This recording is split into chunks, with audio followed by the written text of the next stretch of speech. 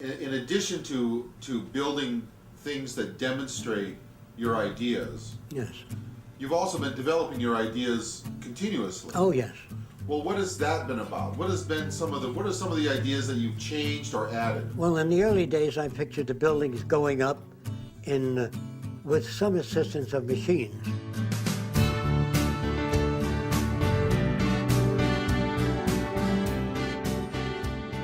Later, I devised particular types of machines that can erect particular kinds of buildings very quickly. During the early stages, they will have the appearance of mechanisms like you see here.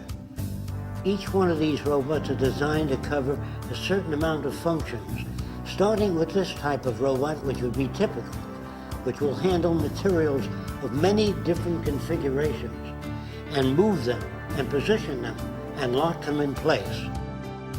During the early stages, you're going to have different machines.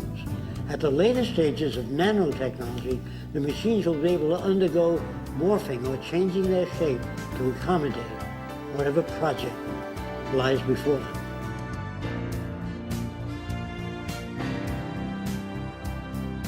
This represents a relatively complex aluminum extrusion.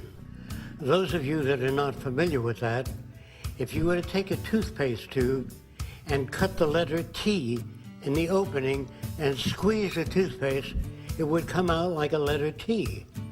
And this is how extrusions are made. However, in the future, it may be possible to extrude complete apartment houses, apartment building units or modules.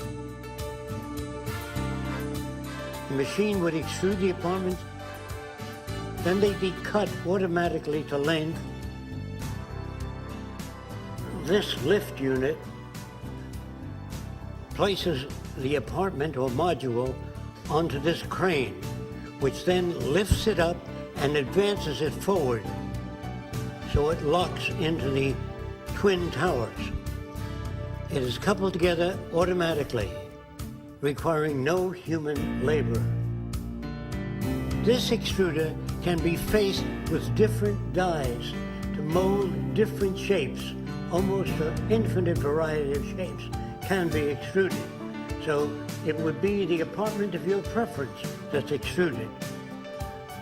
There's a similar machine operated by tractors and advances toward the building and then projects the segment of a building directly into that hole, and it's locked into place. So any shape or almost any extruded shape can be designed to fit many different architectural arrangements. The interiors of the buildings, by the way, will not be fabricated unless specified before the building is constructed. After the building is constructed, the appointments in the building are selected by the occupant, the kind of furniture, the color arrangements, etc. All television sets, all radios, all communication devices slip in to zones in the ceiling or wall, and you pull them out and put the latest stuff in. They don't change every year except the quality of the imagery. Units that are designed today don't fit in with the house. You have to kind of stick them somewhere. And so the future will look like it was born that way, a lot like the human body. You don't have an eye hanging out there on a strut, which you pull back. And that's what furniture looks like. The interior of a house, to me, looks like a lot of stuff piled up. It doesn't look like it was born that way. It doesn't fare together like most natural things do.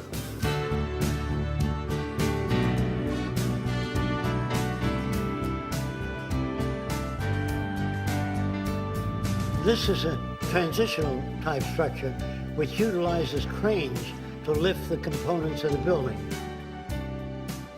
Eventually, the building itself will be part of the self-erecting structure.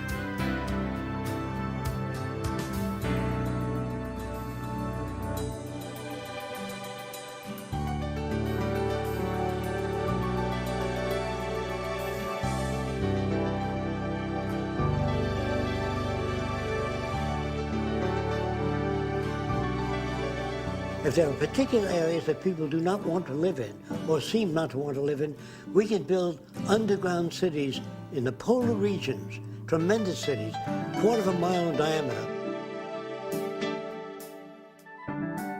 The height of the dome is high enough so it's near the surface with a tremendous circle which daylight comes in through. The outer perimeter will serve as the apartments. The intersection will have lakes and tennis courts and fields and parks. As you see these surrounding elements here, there are elevator shafts in them. And in those elevators are transfers that take you anywhere in the city and take you to the outer surface, where you can go skiing and hiking and do whatever you want with winter sports. There's also transportation above and underground to the next city. Under certain conditions, we can project the movement of clouds onto the ceiling so it doesn't feel like you're living in a subterranean city.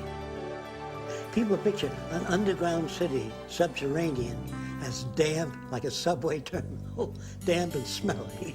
But the underground cities I'm talking about are beautiful. You wouldn't know you were in an underground city. The only difference is it'd be located in areas that would not support ordinarily human habitation.